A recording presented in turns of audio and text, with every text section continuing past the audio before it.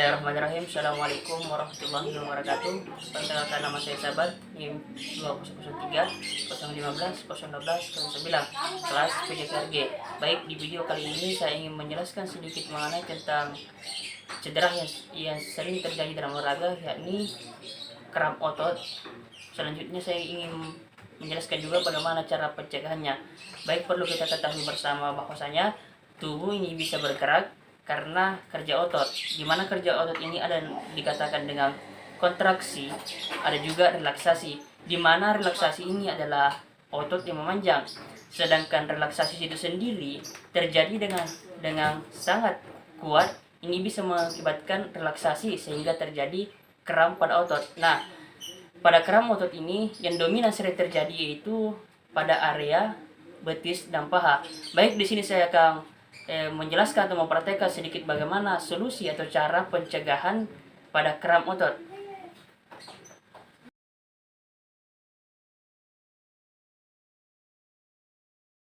Langkah awal yang kita lakukan ketika terjadi kram otot yaitu kita harus menghentikan aktivitas tersebut.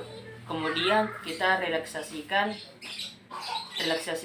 otot seperti pada video ini, kita harus relaksasikan.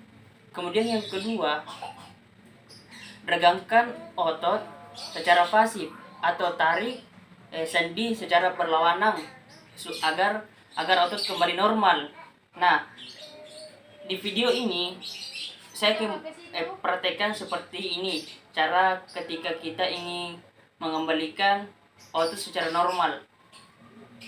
Seperti yang saya jelaskan tadi, bahwasanya kita harus tarik ini secara berlawanan sehingga kembali normal.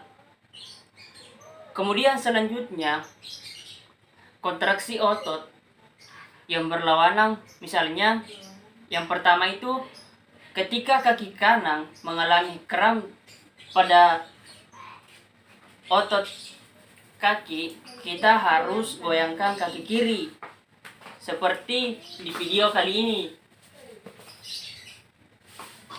Kemudian selanjutnya, yang terakhir atau yang ketiga, ketika terjadi kram, kita harus mengurutnya secara perlahan seperti yang saya lakukan pada video kali ini. Nah, cara pemijatannya yaitu kita harus perlahan agar kram tersebut kembali ke normal. Nah, mungkin inilah yang sempat saya jelaskan atau praktekkan bagaimana cara penanganan cedera pada kram otot lebih dari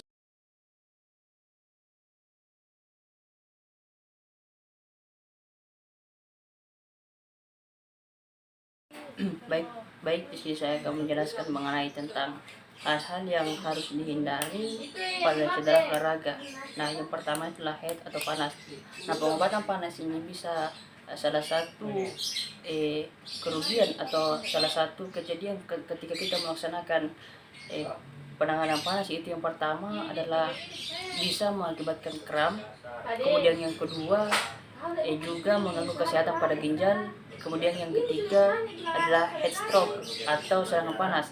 Kemudian yang kedua, kemudian yang kedua, alkohol. Kenapa alkohol ini menjadi hal-hal yang harus dihindari dalam pengobatan olahraga? Nah, perlu kita ketahui bahwa hal ini karena alkohol dapat menimbulkan sensasi terbakar dan merusak jaringan kulit yang sehat.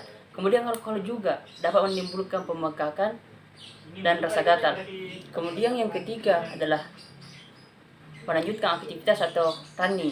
Nah, dalam running ini kita perlu memahami bahwa sekarang yang mengalami cedera olahraga itu harus tetap diperbolehkan untuk beraktivitas atau berolahraga.